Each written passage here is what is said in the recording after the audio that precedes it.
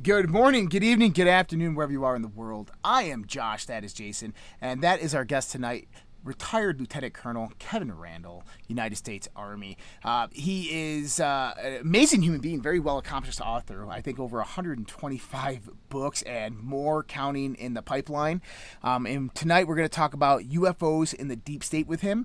We're going to talk about the history of UFOs, UFO crashes. We're going to talk a lot about skepticism as well. We're going to talk about questioning stories that you've heard and information that people tell you, especially those who claim certain authority. And this is one of the things I'm most excited about because this is what we do here at the Red Pill Project, is specifically that is we always ask ourselves, the legitimacy of the information. And I think this is critically important. And that is one thing that Kevin is a professional about. For those just joining in, this is Conversations on the Fringe. We're live with you every Friday night, 9:30 p.m. Eastern Standard Time, 7:30 p.m. Mountain Standard Time. This is where we bring you those weird and wacky stories, the conspiracy theories. We talk about aliens and UFOs, and sometimes even the paranormal and ghosts.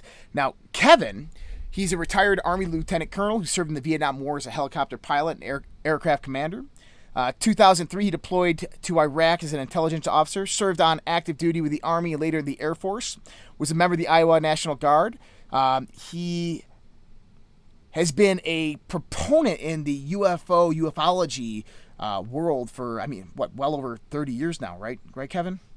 I think, I've been interested in more than 50 years, right. But I think I sort of burst on the scene in the 1970s. 1970s? Writing for there was 6 or 7 magazines that began publishing UFO stories in the mid-1970s. I actually used that to pay my tuition in college by writing magazine articles about UFOs. That's amazing. So, and I believe that you'd probably be one of the foremost experts in the world on the Roswell crash. Am I correct on that? I think I'm number one. I would agree with you. Well, I think Don Schmidt and Tom Carey probably argue that point with me, but. Well, I hope to get into a little bit of that, and so let's just dig in now. UFO in the deep state. To understand what the deep state is, who the deep state is, we really have to go back to just before World War II time frame. Is this correct? We actually go back earlier than that. We go back into the 1930s, early 1930s. The deep state, the idea of a deep state or a shadow government is based on an idea that came out of Turkey, I think, in the late 19th century. And now we look at it in our government, and it's the idea that we have bureaucrats who are not elected to any positions, but they go from administration to administration to administration. So the people you see in the administration today are often the people that were in the administrations in the last 20, 30 years. They maintain those positions, but they're not elected to those positions. They move up and down, and they control an awful lot of what's going on in the government. The elected officials attempt to control things, but sometimes it just gets away from them. And we've seen an awful lot of that just recently with things that have been going on in the last 8 or 9 months, how things are being manipulated to keep us all locked down in our houses and wearing masks and things like that without much in the way of congressional authority. The best example is the Supreme Court said the moratorium on mortgages or rent should be abolished, and the CDC came out and said no, we're going to extend it for 6 months. And Biden said yes, we're going to do it even though we know it's illegal. Yep. And that's the deep state operating in that arena. We move it into the UFO arena. We see that they've been manipulating the data since the 1940s when it first burst on the scene. But we go back to President Roosevelt, Franklin Roosevelt as opposed to Teddy. Yeah. Franklin Roosevelt, right after he was elected, there was a big group of individuals, businessmen and the like, that didn't care for Roosevelt's policies and his ideas and where he wanted to go with the country, and they opposed that. And what they proposed to do was put a former Marine general in charge, or move him into the White House as the chief of staff of the White House, and he would really run the country, and Roosevelt would be more or less a figurehead, kind of like what we got today.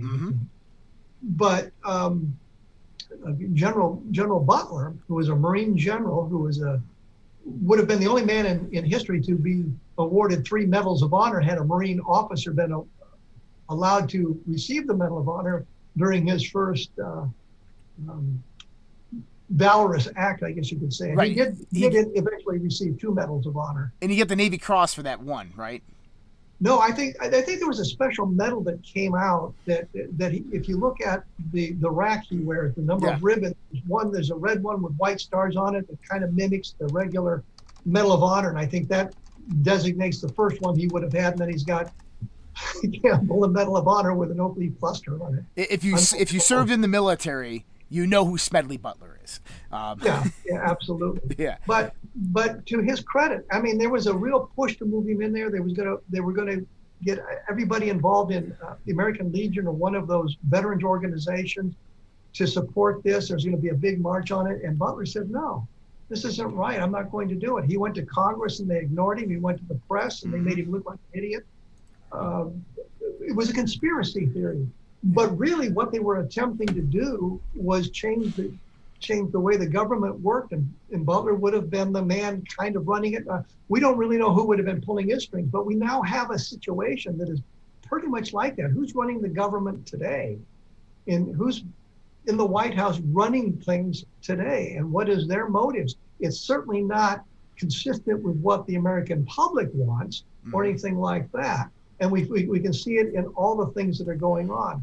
So the deep state is this idea that there's this shadow government, that these bureaucrats who are not elected but appointed are manipulating what's going on in the government, and we can see that by looking at who they are, who they've worked for, or where they came from.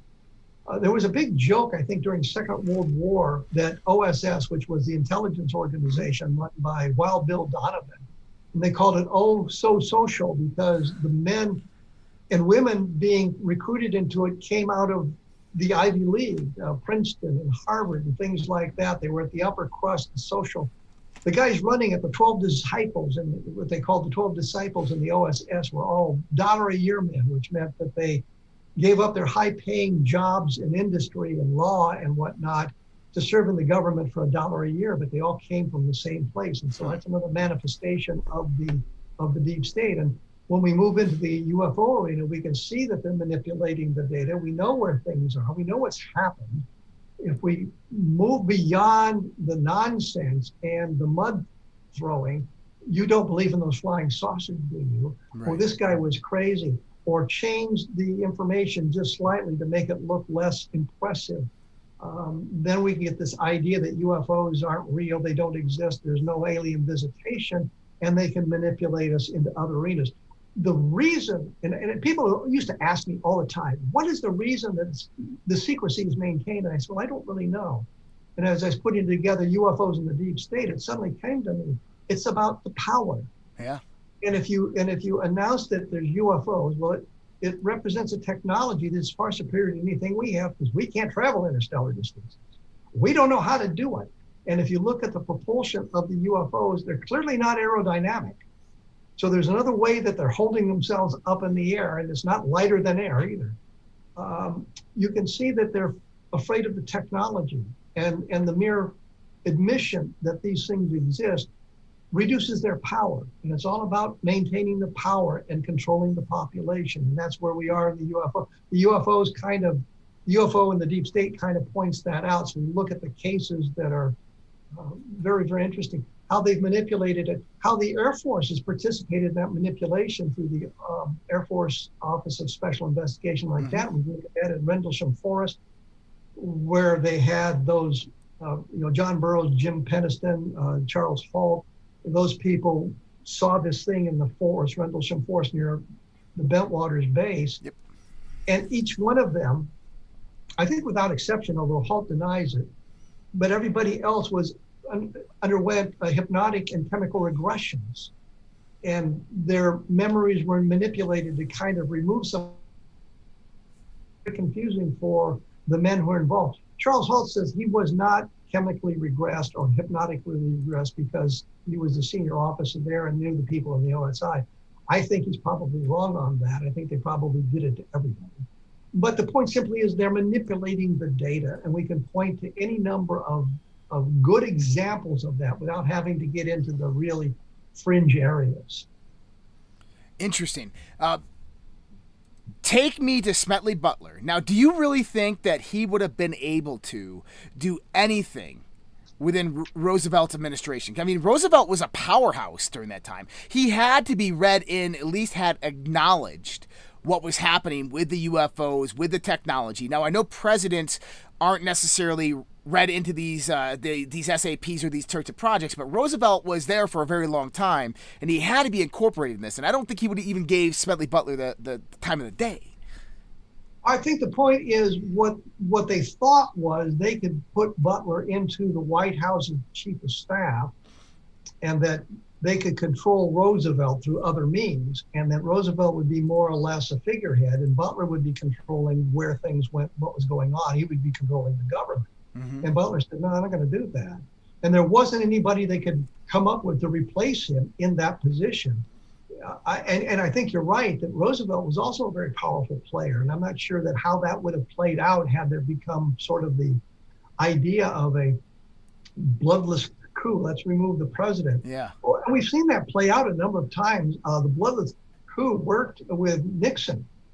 The media and everybody was after him, and Nixon just gave up and resigned. And we saw it with Clinton as they tried to remove him or reduce his power through his impeachment. And they did it with Trump twice, impeaching him for just ridiculous things. Mm-hmm. Well, he had a phone call with the Ukrainian president. Excuse me, I think that the head of state can't talk to another head of state.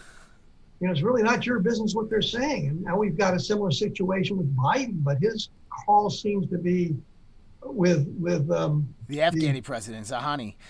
Yes. That seems to be a little bit more nefarious than what President Trump had done. But we can see this manipulation, and I think that you see the deep state operating with Clinton. Clinton was, I think, pushing them on UFOs and that sort of thing. And the next thing you know, he's locked up in this scandal. And I think the deep state would have manipulated that situation to put him in a position where now he's so busy trying to defend his presidency, he doesn't have time to worry about UFOs. And in fact, in the UFOs in the deep state, I had said for the longest time that if I'm president and I want to get the UFO information, I'm going to get it. Right. And I go to the director of Central Intelligence and I say, tell me about the UFOs. And he says, well, no, Mr. President, it's too highly classified. I can't tell you. My next statement is, you're fired, bring in your deputy. And I think that was how it worked. But I talked to Daniel Sheehan as I was writing the book, and he had been, pointed isn't quite the right word, detailed task to, by President Carter to look into the UFOs. And Sheehan tells me that when Carter was the president-elect, he met with George H.W. Bush. Right. Bush 1, who was the director of Central Intelligence. Carter asked him, or Bush asked Carter, he says, well, I'd like to remain on in the director of Central Intelligence. And Carter said, I'm bringing my own guy. And then Carter asked him about UFOs. And Bush, who had nothing to lose, says, no, I can't do it. You're not president yet. I'm not going to tell you about it. Yep. Because he's on his way out. So what are they going to do to him? Fire him? But I think there's other ways of doing it. And we've seen another example of that just recently with that June 25th report. By the way, June 25th is the anniversary of the Custer Massacre, which is another great disaster of the U.S. government. Yeah. And I bring that up simply because I think that this report is a great disaster. But it's the way they do those things. So the president is now pushing they're being pushed to release the UFO information. So what do? They delay as long as they possibly can. They say, well, we've got to go to here to get information. We've got to go there to get information. We've got to collect it. Give us some time to collect this information. And they spend 6 months doing it. And the best they can come up with 9 pages of garbage. Well, we looked at 144 reports. Well, is that 144 separate incidents? Yeah. Or is that 144 separate reports? And they said, well, we can only explain one of them. What about the other 143? Is it explained in the pages that are classified? I mean, this is what I think of as Twining 2.0, which I need to explain, of course. Yeah. In 1947, when UFOs first hit the big time, I could say the big screen, the big time, a general named Shogun put together what we think of as the mini estimate of the situation. Here are 16 UFO reports that we find credible, we don't have explanations for, submits them to the Air Materiel Command for investigation, because a lot of the intelligence function was in the Air Materiel Command, General Twining. Twining looks at these 16 reports and then writes a letter that says the phenomenon, being UFOs, is something that is real, not visionary or illusionary. Mm-hmm. He's telling them they're real, but we don't know what they are. We would like to fund a project, a high priority project to continue the investigation. Move to 2021, we have a mandate by Congress to look into UFOs. And what do? They come up with a report that mirrors what basically Twining said in 1947. Well, we don't know exactly what's going on. We need to do some more research. That's where we are. Same thing. 75 years. One iota. We can look at the Condon Committee, which they've now negated, by the way. Right. Condon was the UFO investigation funded by the Air Force at the University of Colorado. Before that was even started. Blue Book and Grudge before that, right? This is, well, this is the late 1960s for the Condon report. Before Condon began the investigation, he receives a letter from Robert Hippler, Air Force officer, that says, here's what we would like you to find. That there's nothing of scientific value to continued study of UFOs. There is no national security implications, and we need to stop the investigations. Lo and behold, 18 months later, Condon finds exactly that stuff. But what they've now done and negated that, because this new report says there's a national security implication. So 50 years ago, they said there's no national security implication. And now we're saying, well, yeah, there is. And so we've got all of this stuff going on, and it's manipulated behind the scenes, but you're not getting any investigation. You're not learning anything. Mm-hmm. The Condon Committee, I think nearly a third of their sightings they investigated, they had no explanation for. But the scientific community and the journalistic community, all they did was look at the executive summary, which said, well, there's no national security implications and that sort of thing. They didn't read the report. They don't know that in the report, there was one UFO sighting that was explained as a natural phenomenon so rare it had never been seen before or since. To me, if we studied that phenomenon, there may be something of scientific value to learn from that. Doesn't mean it's extraterrestrial, just means there'd be something to learn there. Right. So we look at all of that stuff, and so we see this deep state manipulation from the very beginning. We're at the same place we were 75 years ago. We haven't learned anything about UFOs, and the government is still controlling the information. Huh. So going back in here, so I mean, the Condon, they looked at multiple sightings, and can we get into some of the things that happened in the 1930s, the 1940s that brought about the formation of the deep state? I mean, Roswell, for instance. What do you think Roswell was? If it was what we believe it to be, some type of extraterrestrial craft, interdimensional, intertemporal, whatever it might be, how and why did it crash? Why were these things crashing near military bases? What is going on? Well, first of all, I don't think there's a whole lot of crashes. I think, meteor fall is now a UFO crash. One witness comes forward and says, well, I saw this UFO crash in 1950, and that gets all kinds of play. And then you look at the guy's background and you realize that he was not a high-ranking Air Force officer as he claimed. Right. His military service lasted 13 months, and he was out of the military as an E4. He had no pilot training. There was all sorts of anachronisms in what he said. So I think we can eliminate a lot of those crashes. We look at Roswell. For me, I would like something a little bit better than just saying, well, we have no terrestrial explanation, ergo it must be alien. Mm-hmm. I would like a bit of hardware. I would like the alien bodies, the craft, something that really moves us into that arena. We have no explanation for it. And for some people, that is sufficient information to move to the extraterrestrial. I would like just something the extraterrestrial at Roswell. And that's what kind of drove the way we have looked at UFOs from that point. UFOs explode on the national seen on June 24th, 1947, with Kenneth Arnold sighting. Mm-hmm. 2 weeks later, something falls at Roswell.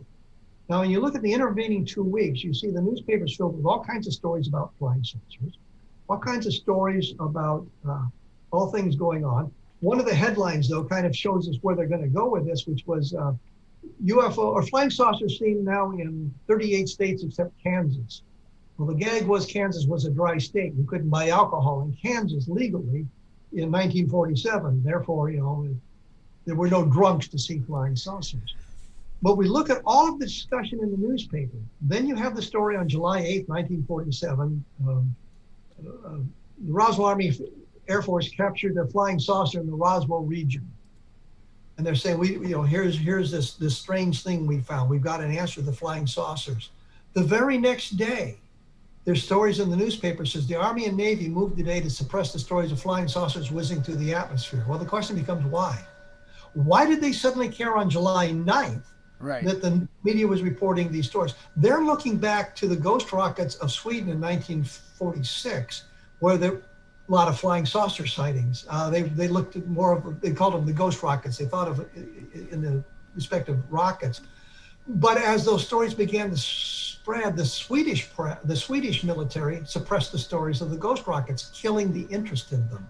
And I think that was a lesson learned by the American military or the American government. We need to stop these stories. And if we can stop the stories in the media, then we'll have an opportunity to look at this behind the scenes without having to worry about everybody getting involved in UFO investigation. It didn't work really well. Yeah. It just reduced the number of stories in the newspapers, but the interest continued on. But it set the precedent as well, which is we're going to deny stuff. We'll have a secret investigation.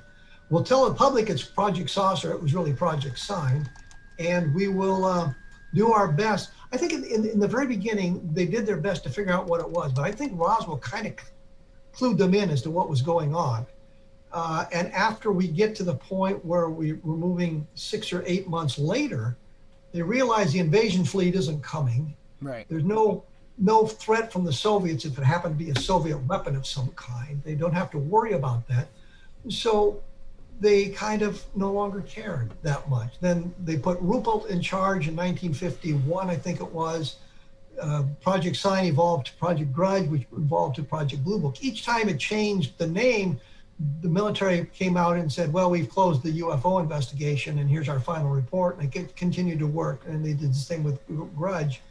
Ruppelt came in and tried to make it a legitimate investigation and did a pretty good job in the early 1950s, 51, 52. Yeah. And I have to say one thing about Ruppelt. He was recalled to active duty because of the Korean War. I'm thinking if I'm recalled to active duty, he'd been a bombardier in World War II. Okay. He'd been a combat pilot or a combat bombardier. And I'm thinking the same way as, combat pilot myself. If I had been recalled to active duty and then given the job of looking at flying saucers, I'd have been a little bit annoyed.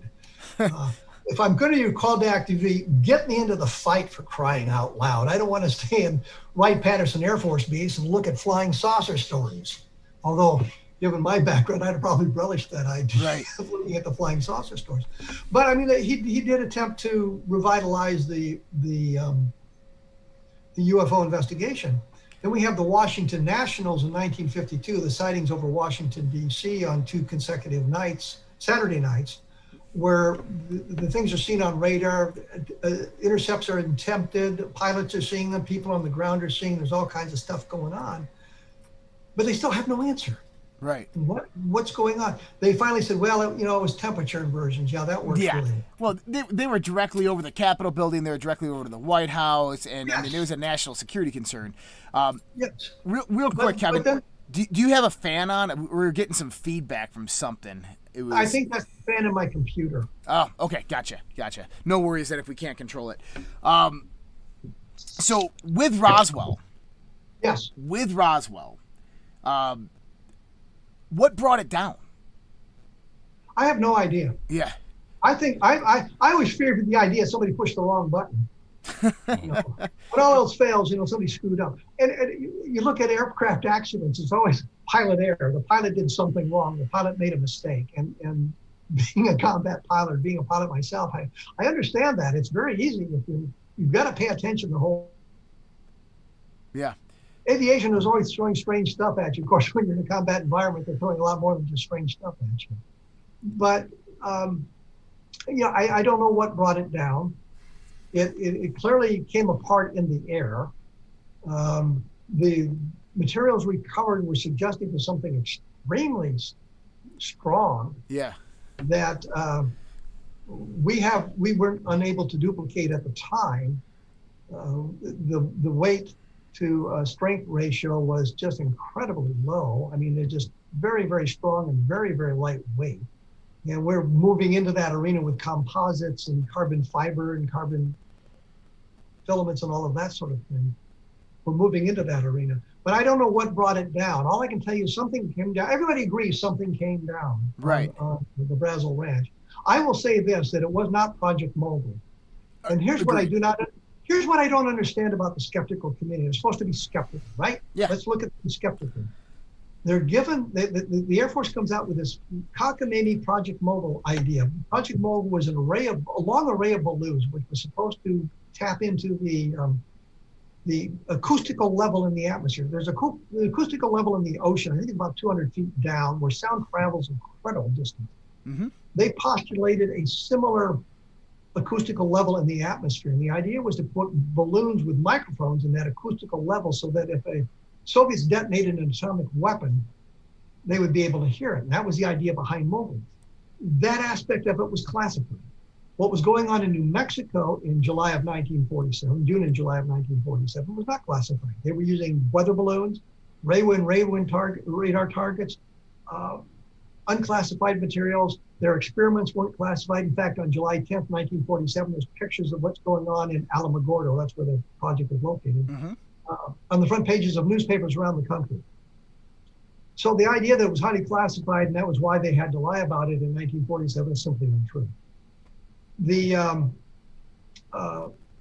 diary of Albert Crary, who was the man in charge of it, Dr. Crary, and the field notes said that there was no flight on June 4th, 1947, flight number 4 from Alamogordo. And the reason was because of cloudy weather. They were not allowed to launch these arrays in darkness or in cloudy weather because they presented a threat. We have a document that says no flight today because of cloudy weather. And yet they're saying, well, flight number 4 had to be the culprit because there's no other flight that could be the culprit. Yeah. We have the document, and the skeptics say, well, yeah, but they flew a cluster of balloons, and we don't know what the cluster of balloons was. Well, the cluster of balloons flew later in the day, and we know exactly what it was because that is outlined in other documentation. I do not understand why the skeptical community is embracing Project Mogul when it clearly does not explain it. The documentation proves it. They won't. So they're left with nothing to explain it, I guess is the reason. I look at it from my point of view and say, well, it's Project Mogul. I have no terrestrial explanation for what fell at Roswell. It's all been eliminated. I don't care where you go with it. Mm-hmm. It's been eliminated.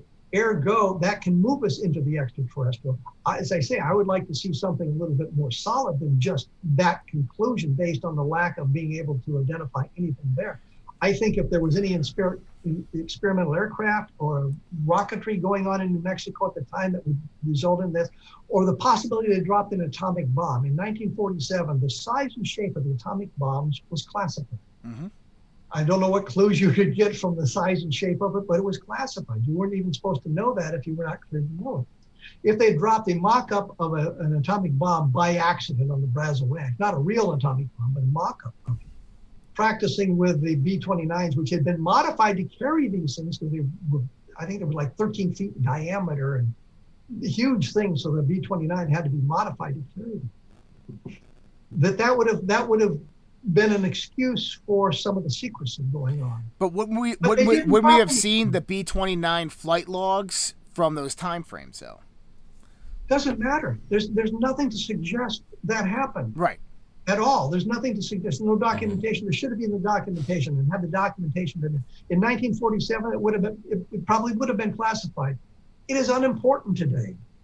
And if that had been the excuse, the Air Force would have trotted it out in 1995 when they came up with the idiotic Project Mogul explanation, because it'd be much harder to disprove that, well, we accidentally dropped this atomic bomb in New Mexico, and that's what the people saw, and we couldn't say that because of the classified nature of it.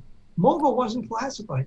they would say, well, it was so highly classified, even those guys working on it in New Mexico didn't know the name. You go to Crary's diary, and Mogul's mentioned at least 3 times that I found in the diary. So Donald Trump last year, July 18th, Don Jr. did an interview with him. Sat down with him when he was still president and asked him, he said, well, what about UFOs and aliens? What about Roswell? We just had the anniversary of Roswell. What about Roswell? And Donald Trump looks at Don Jr. and says, he looks away at first, kind of looked behind him and comes back and says, well, that's an interesting story. Maybe one day we can talk about that. Now, do you think that he was read into that program? Do you think if he knows what happens there? Do you think he found out? So I know there's classified projects the president aren't normally read into. There was a marvelous book that came out called Operation Solo. In the 1930s, a guy named Morris Child was the head of the American Communist Party.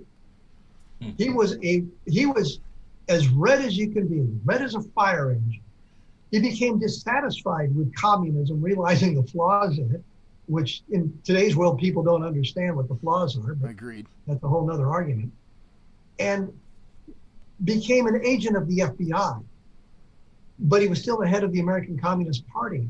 And he would go to the Soviet Union periodically, and they would tell him everything. And he would come home and feed it all to the FBI. It was run out of the FBI office in New York. The president didn't know about it. Hoover probably knew about it. Right. But even the special agent in charge of the New York office wasn't read into this Operation Solo because it was such an important intelligence coup that we had a guy who could go to the Soviet Union and get all this information. And in fact, moving into the Kennedy assassination with the Soviets involved, Childs happened to be in the Soviet Union in November of 1963 when Kennedy was assassinated. And what the Soviets didn't know is he could speak Russian. He learned how to speak Russian, but he didn't tell them he could do that. So he could listen to their conversations and they would speak Russian and he can't understand it.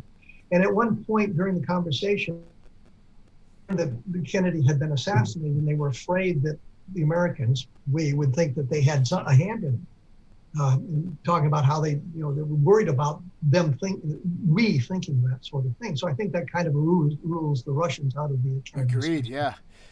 But the point really is, here was a program that the presidents weren't even read into until we get to Gerald Ford. And Gerald Ford now has replaced Nixon. He's got a meeting coming up with the Soviets, and he's worried about this meeting. He doesn't know how to handle it. He doesn't know enough about it. He's brought into the program, told about it, because he needs that information, that confidence it would give him when he meets with the Soviets on that. So he's read into it. But I don't think he would have been read into it had that situation not developed that way. Interesting. Childs has since died. I think he died in the night. He got the highest award they can give, the CIA can give to them, to an agent or civilian. Very, very well thought of in the CIA and the intelligence community, but he had passed away, and there's nothing the Soviets could do to him. And so do he you? does nothing to build the story. So what are your thoughts on a fractionalized deep state? So this deep state infrastructure, I think obviously it's grown well beyond the bureaucracy that works and operates here in the United States. It's more of this corporate board of directors that kind of rules all the governments of the world from this kind of, this shadowy place. Either way, do you think that it is fractioned? Because we look now and we see that, the Clintons, when they came into power in the 90s, they were denied this information. I mean, you had John Podesta, you had Bill. They were going after this information. They were denied it over and over and over again. Well, I'm not sure. I know a way to dodge that. The way you dodge that is you say, we'll have to get back. There's information in a lot of different agencies. We'll have to collect this so we can give you a proper briefing. Mm-hmm. And somehow the proper briefing never gets done. And that's why I say, that's why you look at Carter wanted to do something like that. Well, suddenly the Iranians have taken over the American embassy in Tehran. And now Carter's attention is diverted to this crisis away from him pushing for UFOs. If Clinton is looking for UFO information, well, suddenly we end up with this sexual scandal with Monica Lewinsky. Right. And now his attention is diverted from it. So the deep state manipulates the situations to divert the attention. I'm not sure that Podesta by himself didn't have the clout to get it. Clinton, I think the president would have had the clout to get it had he not been diverted. But they manipulated the situation so that he didn't get to it. I think other presidents haven't really cared about it because there's other things going on. George W. Bush had to deal with 9/11. Mm-hmm. So suddenly now he's on a war footing, and UFOs are the last thing from his mind. We get to the election in was it 2004, and suddenly there's this big story about how he dodged his National Guard duty.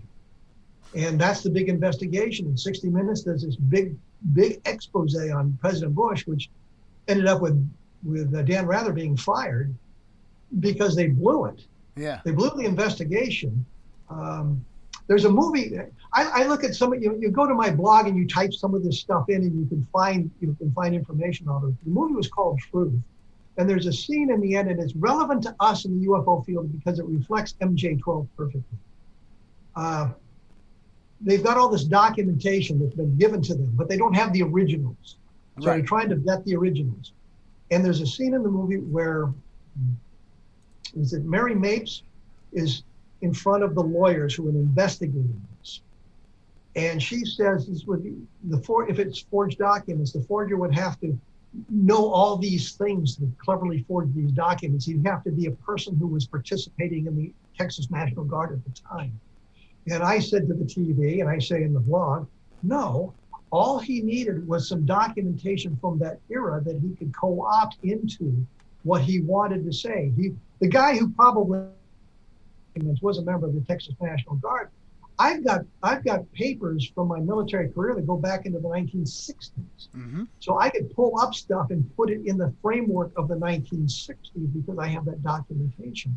And that's what they did with MJ-12. An awful lot of the documents that look legitimate, yep, and they read like they're legitimate. And you think, well, the forger would have to have an incredible knowledge of the interior workings of these agencies to come up with this stuff. And the answer is no. They had some letters, and all they did was rewrite the letters, inserting a phrase or two here to mention MJ-12 as a way of documenting the existence of MJ-12. And that's what they did here, but they got caught at it. And maybe they thought that CBS News was getting too powerful or whatever. CBS blew the investigation, working off photocopied documents. Right.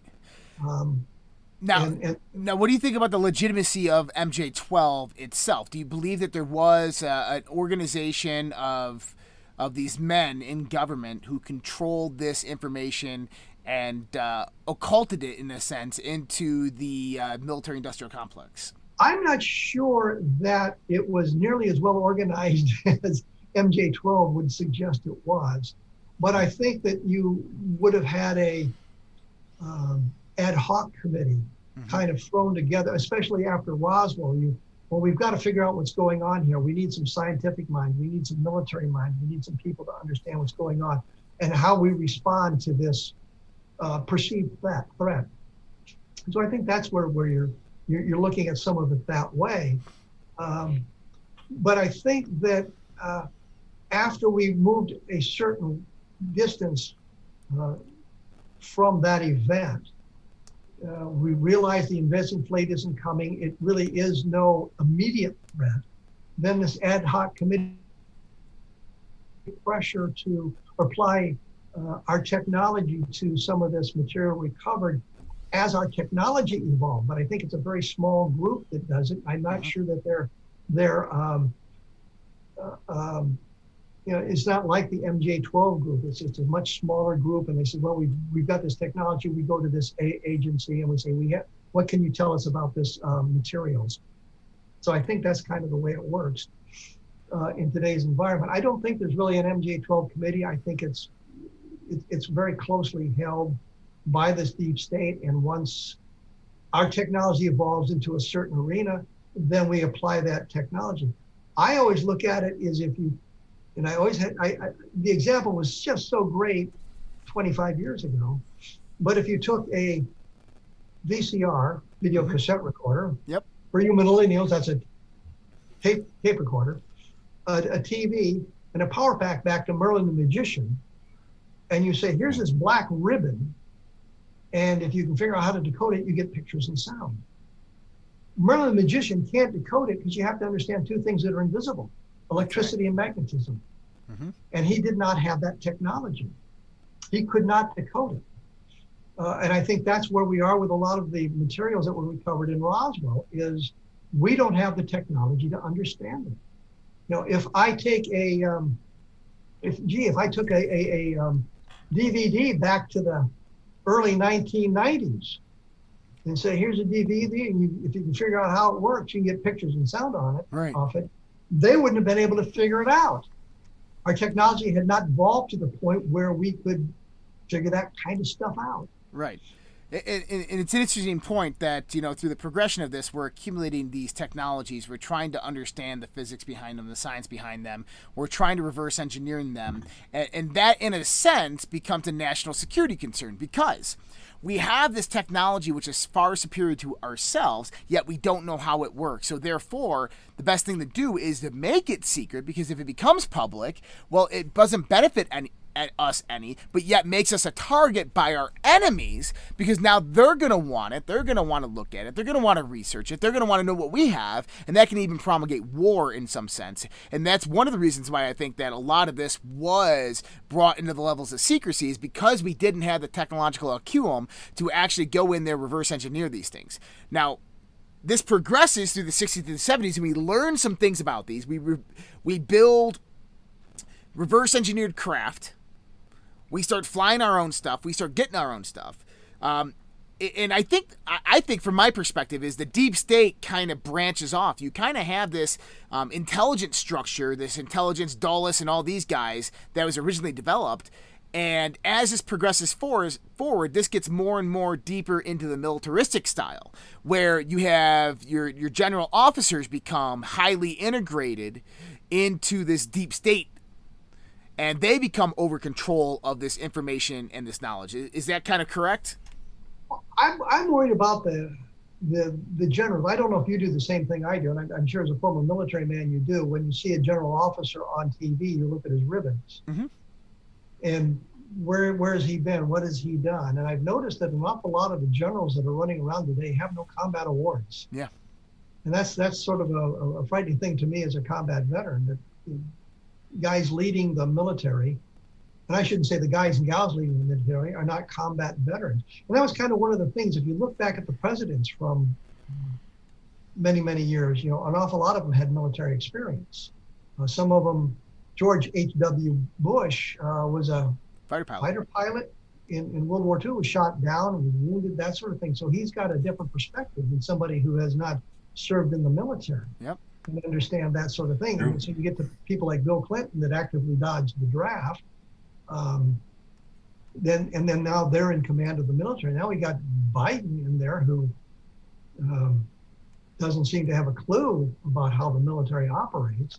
But I also look at the generals, and I think when you get up into those higher levels of the military structure in today's environment, you're not looking for combat officers, you're looking for politicians.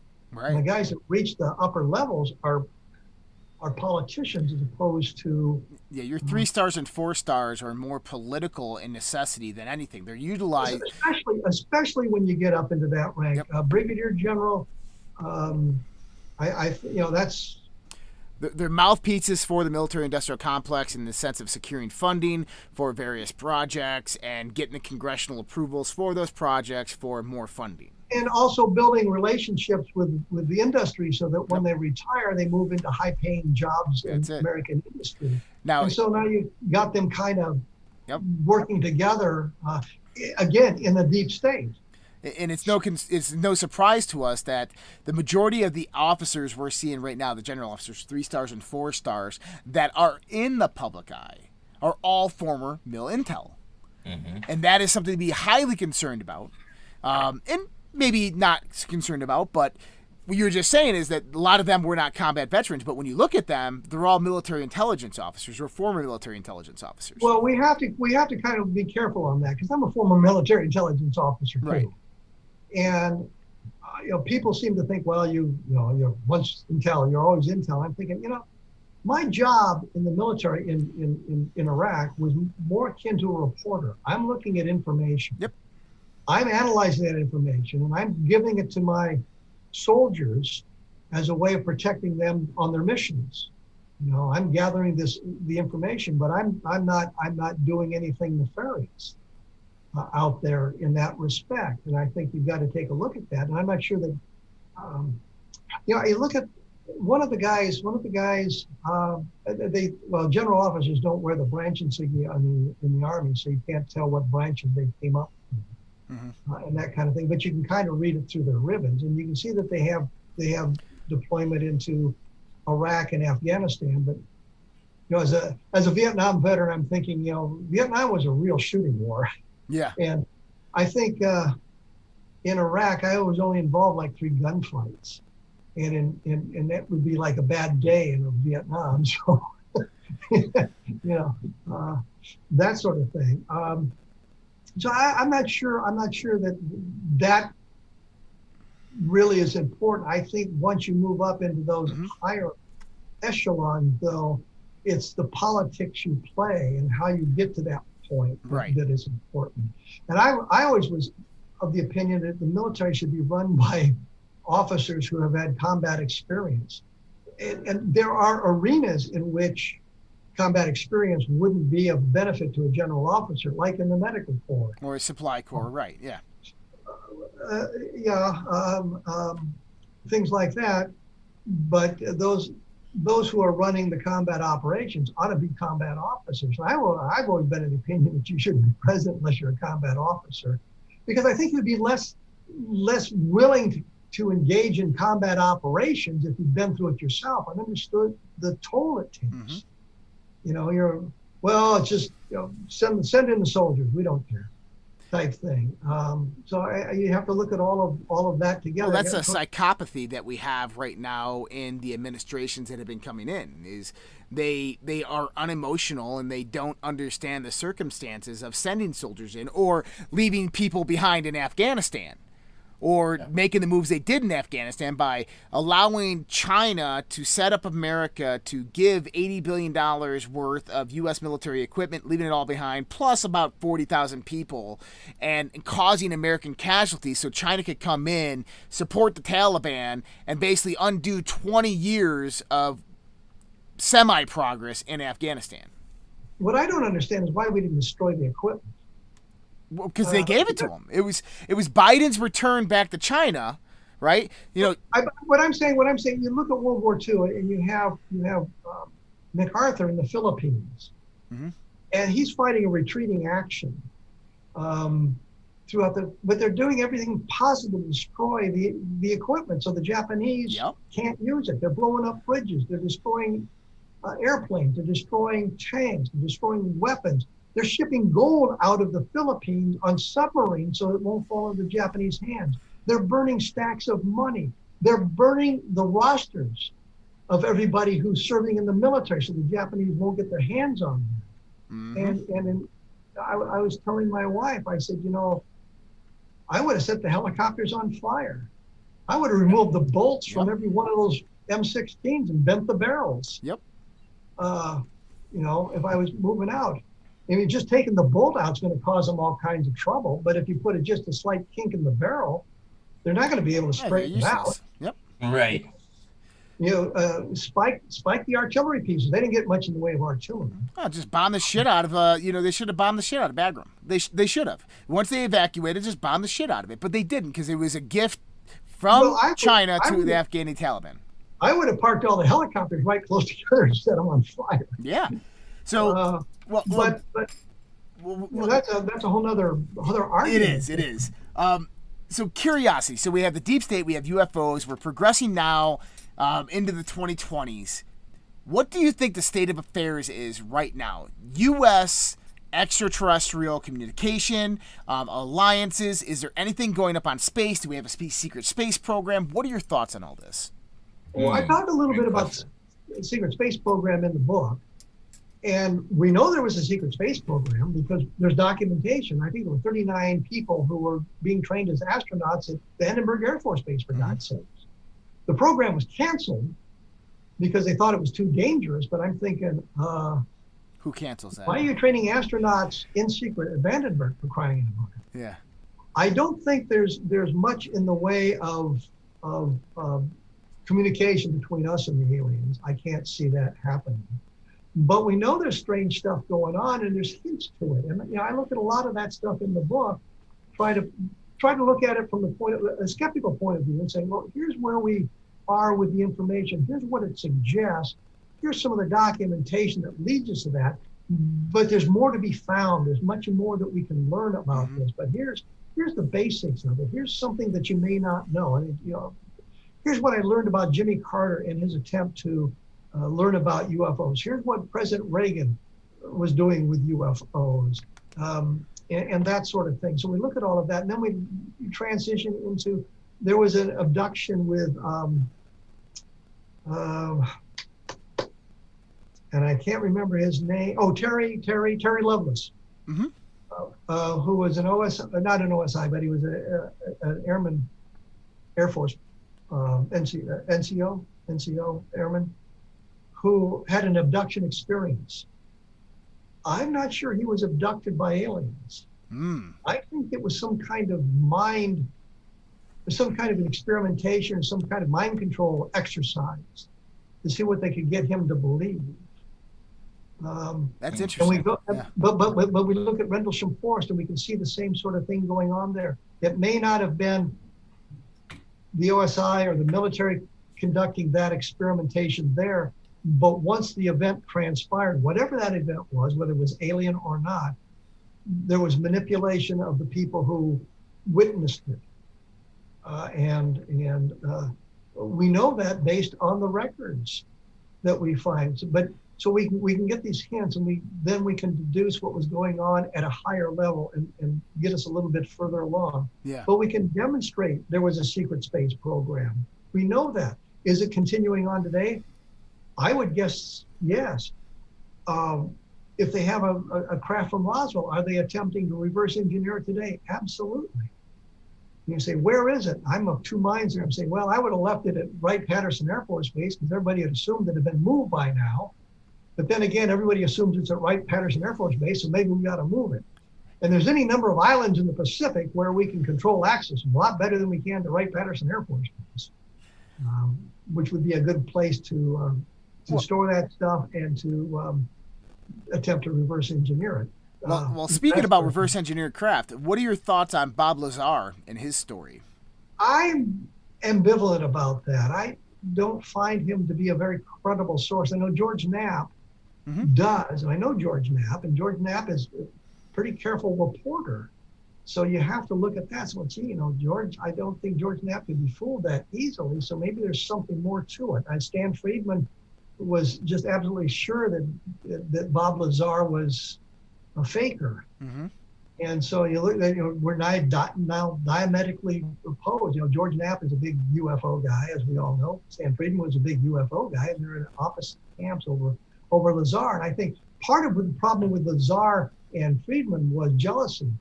Friedman saw Lazar getting a lot of publicity that Friedman thought he deserved. And so there was that going on. So you look at that. So I'm ambivalent about it. I just really don't have a good explanation whether Lazar was who he said he was, or knew what he was talking about, or just happened to luck into an area where he could insert himself into. When we look at Rendlesham Forest, for example, we got a guy named Larry Warren, who was not a participant. He was at the base at the time. He was assigned to the flights that were involved. By flights, I mean in the Air Force, instead of having platoons, they have a flight. He was assigned to the units that were involved in some of that. Those events in December of 1980, but he heard about it from his parents talking about it, but there's no real evidence that he was directly involved. So now we've got what do you think of Rendlesham Forest? Well, we got Larry Warren, who's out here kind of making it up, and then we got people like John Burroughs and Jim Peniston and Charles Holt and a raft of other people who clearly were there and clearly were involved, and who have had all sorts of problems based on that experience. So you have to look at all of that sort of thing. So you have to look at it very, very carefully and very, very skeptically. So that's kind of where we are with Lazar. I just don't know. I know Warren wasn't involved, but I know Peniston and Burroughs and Holt were involved. And now the question is it extraterrestrial? Is it interdimensional? John Burroughs told me that there had been crazy things being seen in Rendlesham Forest long before they got there, and happened long after. We reduce it to events on 3 nights or 3 days, and Burroughs is suggesting it began earlier and lasted longer than that, but we focused on those 3 days. So, what's going on in that respect? Interesting.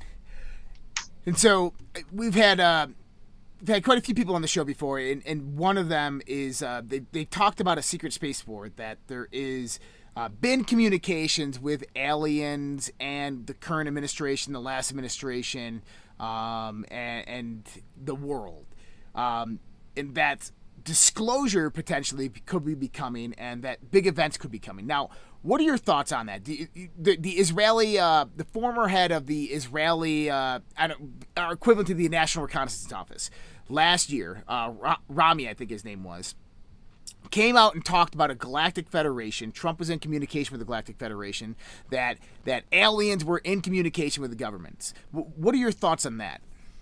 I'm very skeptical. It sounds like science fiction, not really great science fiction at that. We've had a number of people talk about those sorts of things, but they never are able to offer any evidence. Okay. One of the things that was being said was that soldiers being deployed into the Middle East were not going to Iraq, but they were ending up on Mars, fighting it. And when they came back, their minds were our minds. Yeah, that's too much for me.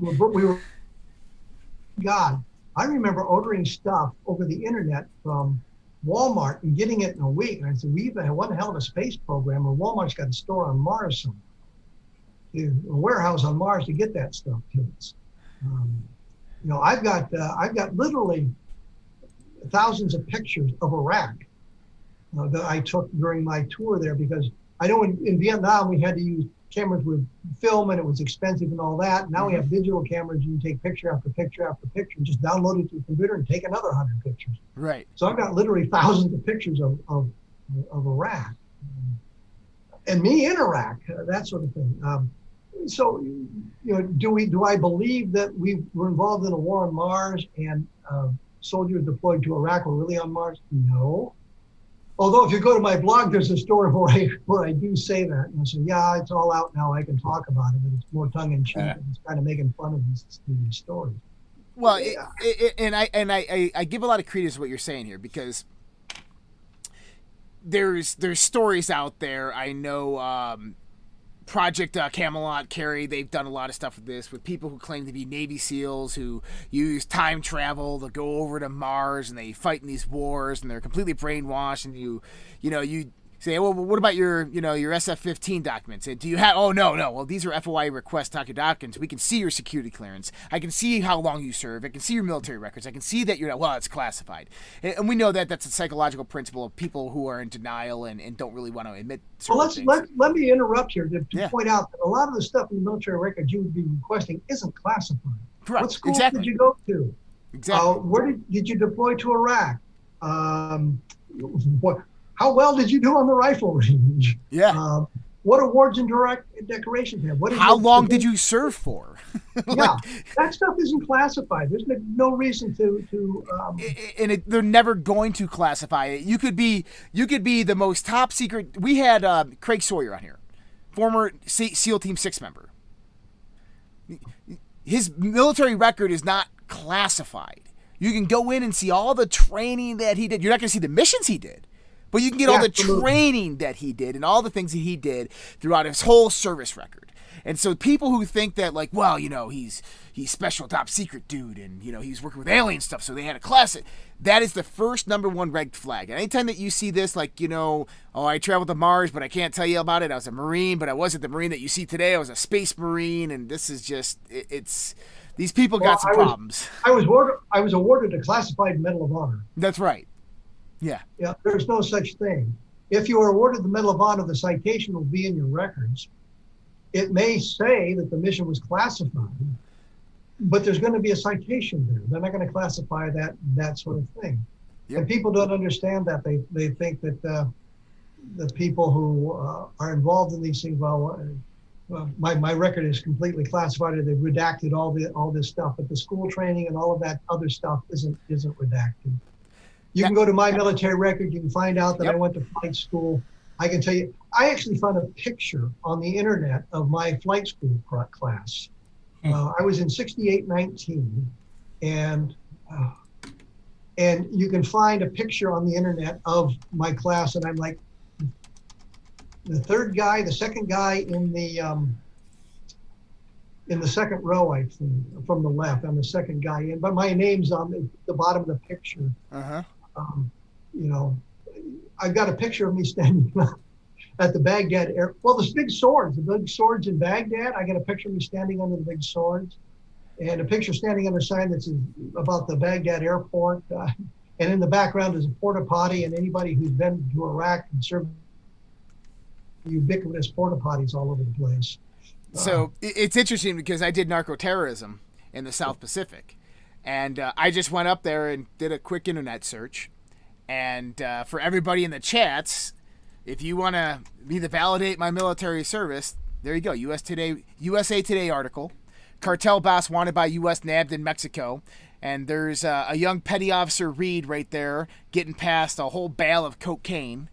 So pretty cool stuff. But yeah, I mean, these things are secrets, you know. Same way, if you go into the Cedar Rapids Gazette, for example, I always made a joke about being their war correspondent. I was there in bed because of my background in journalism and in writing. Before I went to Iraq, I communicated with the various newspapers here. I became my secondary duty was the public affairs officer.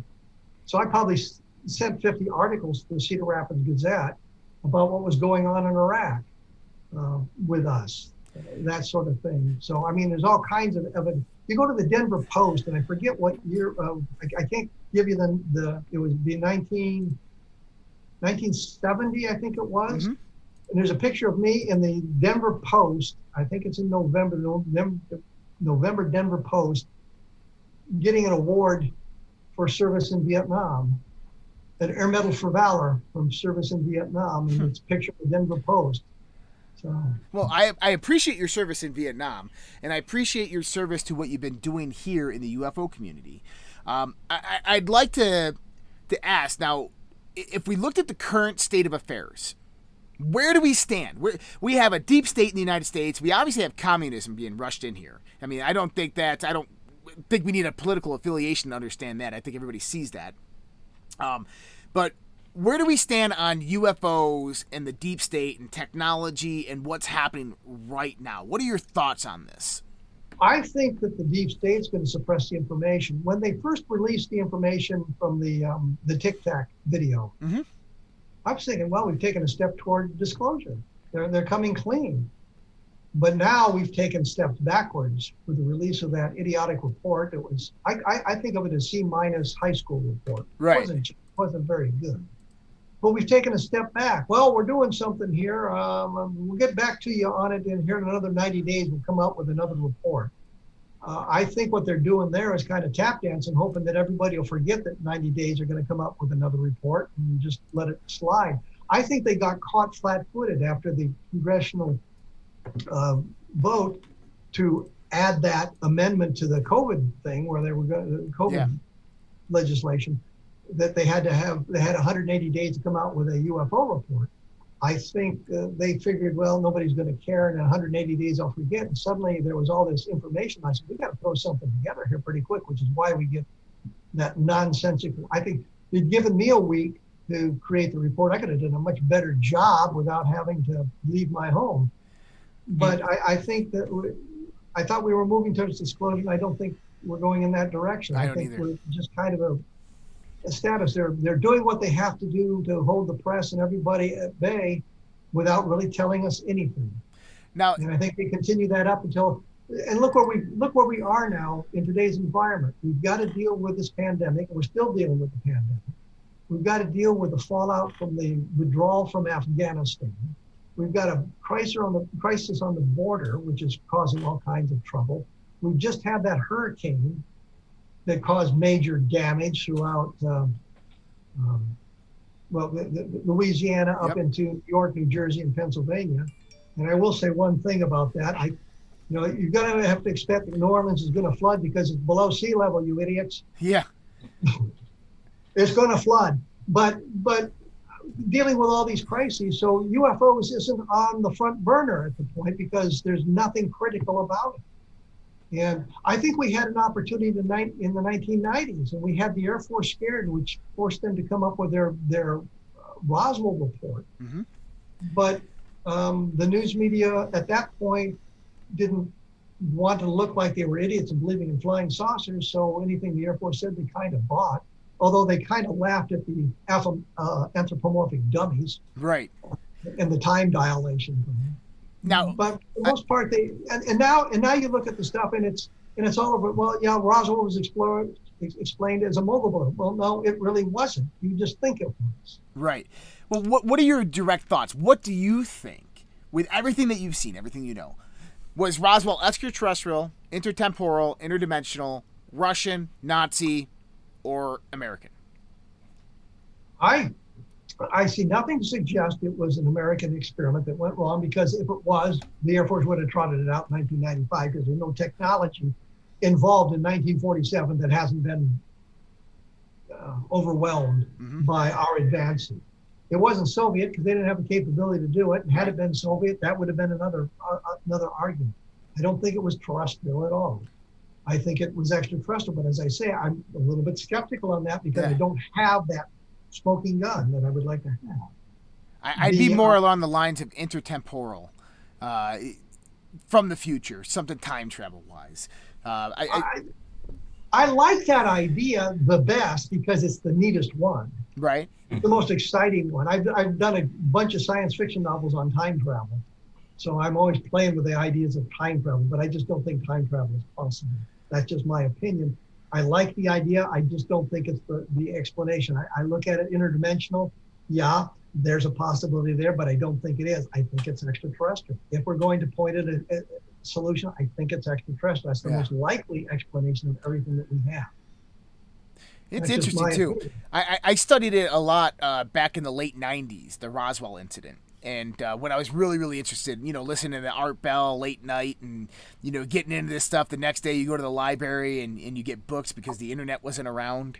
There was actually so much more information, at least I think then, than there is really now, even with the computer and the internet, because it's been so diluted, I guess, with just BS. And a lot of the stuff in the UFO arena has been diluted with BS. But I think that's part of the mission of the deep state is to pollute the information. Yeah. I mean, the last time I looked, I think there were 330 UFO crashes. Well, if there were that many UFO crashes, we'd be having a whole different conversation. That's right. We'd have a fleet of them, at least. I did a book called Crash When UFOs Fall from the Sky now 10 years ago. I came up with 5 that I think were legit. All the rest of them were single witness or explainable in terrestrial and mundane terms. And I looked at a lot of, I think there's 110 instances in the book.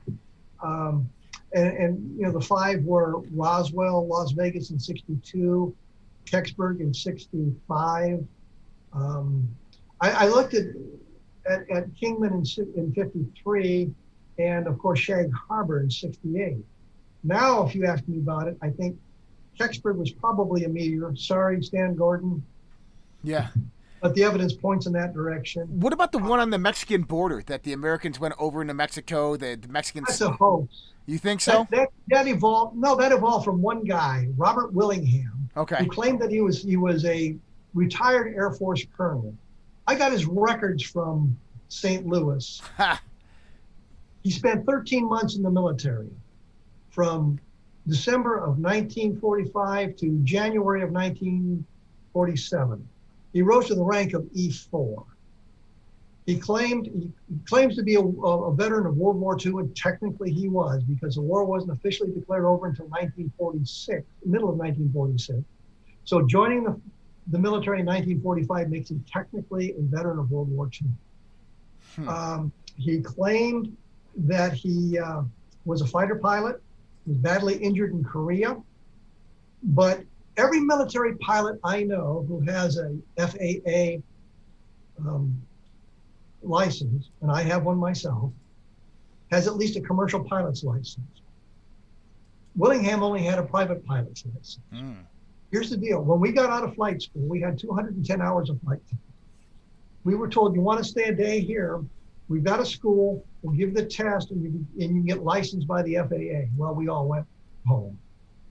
When I was discharged from the Army, just before I started college, I went to the FAA office and took the examination to become a commercial pilot. I have a commercial pilot's license.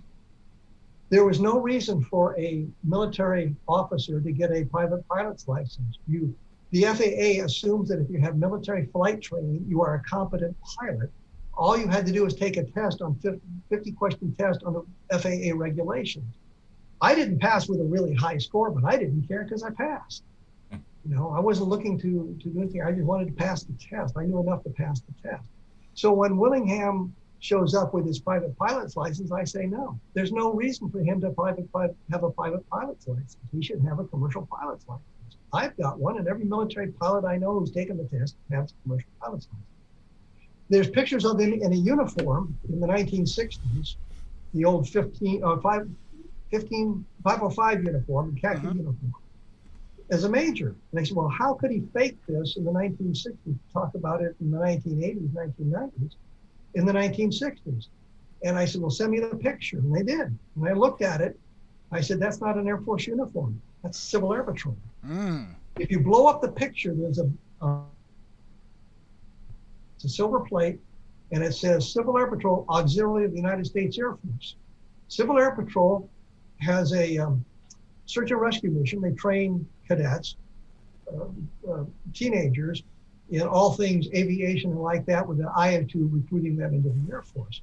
Willingham was a major, later on a lieutenant colonel in the Civil Air Patrol. You look at another picture of him, he's wearing Civil Air Patrol ribbons with military ribbons.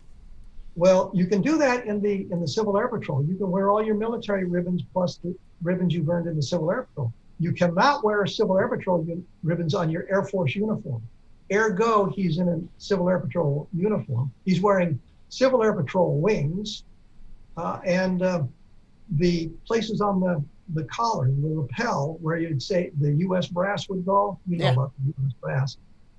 There's pinholes because he took the CAPs off. So the pictures did nothing to validate prove his claim. he was in the Air Force. It proved he was in the Civil Air Patrol. Yeah, so that's it. That's interesting, and you're going to find a lot more hoaxes like that along the lines, in the sense of people claiming this, especially when it becomes more popular within the social construct and the entertainment businesses. Is people come forth, and this is where the dilution aspect of all this, the pollution, if you want to call it that, with the deep state, and just people randomly with psychological issues coming forth and saying, "Oh, this happened, this happened." During this time, 60s, 70s, 80s, 90s, there's a lot of accounts of abductions. Travis Walton being the most famous. What are your thoughts on the abductions that happened? Legitimacy to them. Do you think that there's aliens coming down here taking people for scientific experiments? Do you think what happened to Travis Walton was true and correct? Believable? I have said all along, I believe if there's alien abduction, it's going to be more akin to what Travis Walton reported or Barney and Betty Hill reported. It's going to be just a one-time event of a target of opportunity. Now, Betty Hill says that they were gathering her eggs, her genetic material. I'm thinking the experiment they're talking about is crude by 1950 standards. If you want DNA material, just abduct the trash can behind a barber shop. Right. You need all the DNA material you want. So we got to look at it. The number of abductions makes no sense. The longitudinal studies make no sense. Where are all the flying saucers being parked? They should be all over the atmosphere. There's just too many of them. A lot of the stories don't make sense. I think sleep paralysis, and I hesitate to say that because everybody says, "Oh my God, you're saying all abductions are sleep paralysis." No, but some of them are clearly sleep paralysis. And you look up the symptoms of sleep paralysis and what goes on there. And you've got the basics of a alien abduction, transcripts of some of the abduction research. And what you see is the operator, the hypnotist, leading the person into the arena they want to go. They say, well, I don't remember anything like that. And I said, yes, you can. Let's go a little deeper. Look at it as a television. You're not part of it. But tell me a little more. And eventually they come out with an abduction story. So you can see them leading them into the abduction story. Right. John Mack said something very key, and I can't believe he couldn't figure this out for himself. He said he found it incredible there was a matching between the abduction researcher and the abductee. And in other words, if you believed in cold, calculating aliens, you ended up with Bud Hopkins. If you believed in the hybrid experimentation, you ended up with David Jacobs. If you ended up with aliens that believed, had an Eastern philosophy, you ended up with John Mack. And he's saying there's an incredible matching. I'm thinking, did it ever occur to you, you've got it backwards? That the researcher is kind of implanting his own philosophy on the abductee as opposed to a matching of them. I mean, that's a more logical situation. And you can see, again, on my blog, there's a story with Bud Hopkins talking about, well, if I've led the witness, prove it, show it to me in the transcripts, because I published the transcripts. And I did an article that said, challenge accepted, and printed his own transcript. And you can see the points where he's leading the abductee into the arena he wants him to go. It was one of the researchers, they were doing past life regressions, I think, as opposed to abduction research. Yep. And the subject said, I don't remember anything. And the researcher said, well, then make it up. I'm thinking, what an incredibly stupid thing to say. Yeah. Now, I did a book about a woman who was believed she had been abducted. It's called Conversations. You can go to the internet right now and buy it, people. It's a good book. The problem is she wasn't abducted. Yeah. What we ended up with was a past life regression.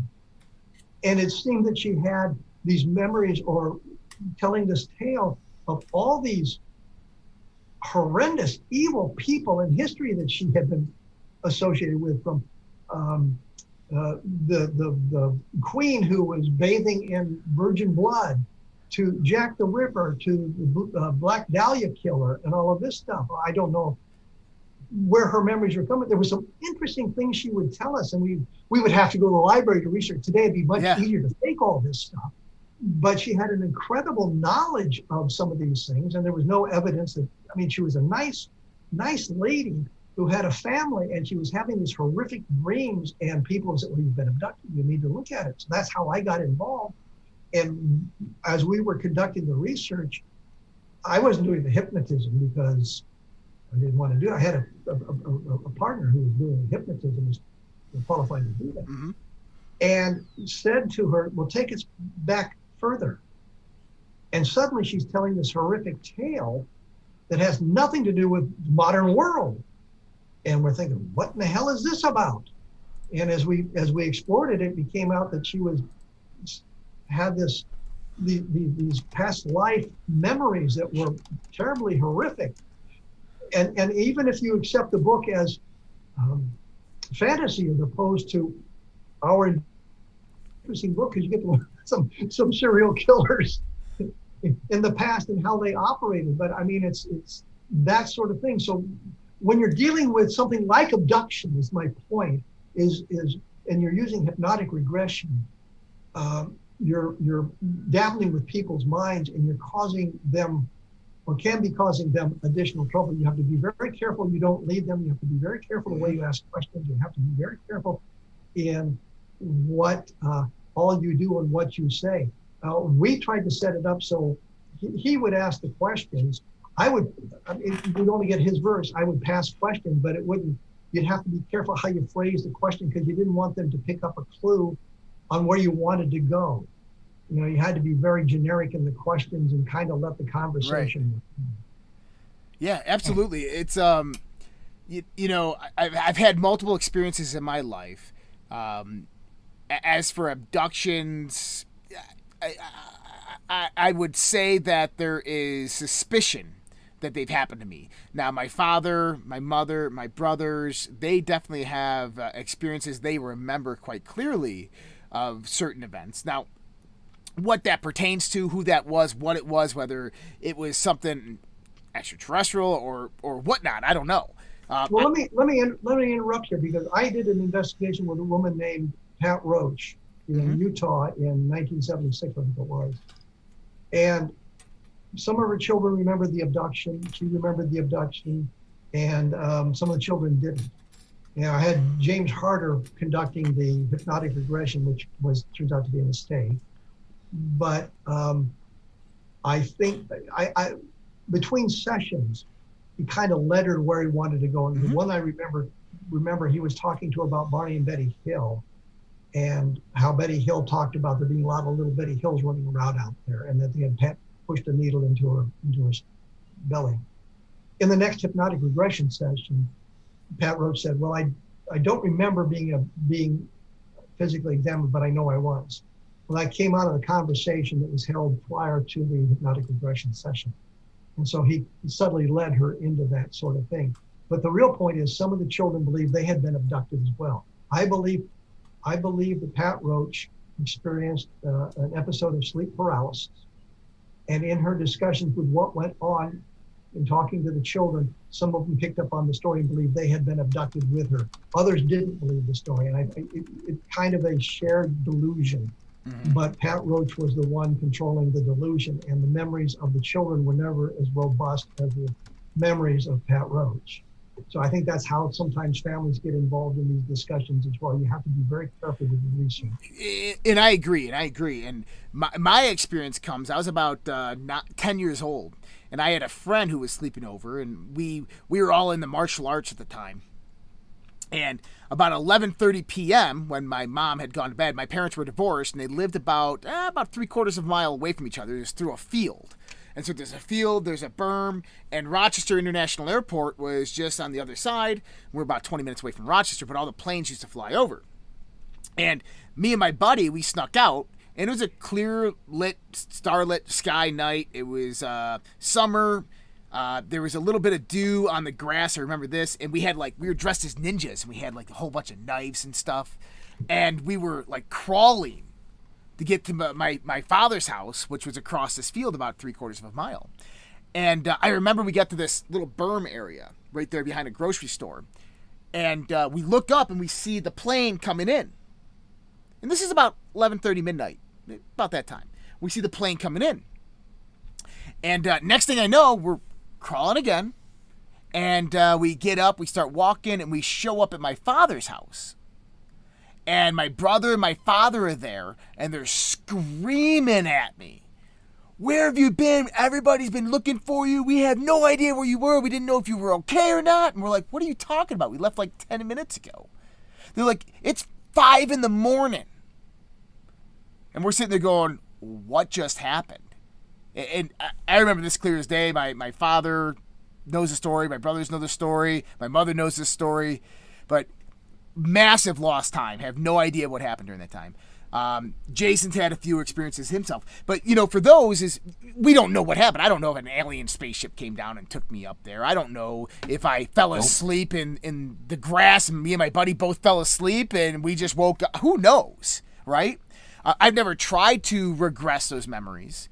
No. But I was in the military. We were 300 miles off the Galapagos Islands in the Navy. We were deployed to the South Pacific. And we had a major Tic-Tac UFO sighting. This was 2004, circa 2004. This is on record. So everything was there. We have it on FLIR video. Our helicopter chased it. It went down into the ocean, disappeared. And for the next 2 weeks, everybody on my ship doesn't remember anything. Just completely it's very foggy. We had no action. We had no LSVs, no go fast, no interdiction exercises. We were all alone by ourselves. We were running dark for 2 weeks. And everybody I've talked to who is there, that I know who was on the ship at that time, none of them remember anything during that 2-week period when we were out there. It's all just a haze, a fog. It's kind of like a blank memory. And so it's crazy when you think about it that way, right? But who knows what really happened? Well, I think that's kind of the Terry Lovelace story, where they were out camping. It's in the UFOs in the Deep State, and they were out camping and had this experience that was UFOs. But I'm thinking that may have been induced by the psychological experimentation, as opposed to alien abduction. But I don't know that for a fact. But that seems a more plausible explanation than what he's talking about. But it's kind of but that's my opinion. I mean, it's a story he tells that I'm convinced he believes it to be an alien abduction. It may well have been. Right. Well, see, the thing is I can't say that. I don't know. I don't know what it was, and I'm not going to sit here and try to say that I do. I had an experience one time, and what I do is I go into transcendental meditations, and not like that transcendental meditation stuff, but I go into these very deep meditative states that I was trained to go into. And there was one time that I went into them, and I'm sitting there with a being that I've seen a few times, and this being comes back to me and says, this is how abductions work. We don't take your body. Your mind comes up here, and your mind is existent in a different dimensional aspect where you cannot perceive. Your three-dimensional mind cannot comprehend or understand anything that's going on above it in an upper conscious level. So when you come back down to the real world, your memories are false memories created by, entertainment, society, indoctrination, education, everything that you've been experienced to, and your brain cannot understand the experience that you just had because it is so beyond your conceptualization of understanding that it creates a story that sounds sci-fi, far out there, that pertains to maybe modern, movies and television series. And if we look at the trend for the last 80 years, that's really what we see with a lot of these UFO sightings, is that they start off as saucer shapes, and then they start going into these circular shapes, then they start looking like our own airplanes. Well, there's an evolution of the shapes of the spacecraft. And in fact, I have to do I do a 3-minute segment on Coast to Coast every week. Cool. By coincidence, I am talking about the fact that the disc shape, the saucer shape, seem to have gone away and given way to triangles and orbs and spheres as opposed to flying saucers. So there you go. So we're about done here? Yeah, we are. I was going to go ahead and say, where can we find you, Kevin? It's at www.kevinrandle.blogspot.com, or type a different perspective into your search engine and it'll come up. Yep. There's a search engine on the side of the blog, so that you can look for specific things if you want to type in a keyword or something like that. There's also a audio player on there. I've done 172 interviews. Awesome. For my radio show, and you can scroll through those and listen to those programs there.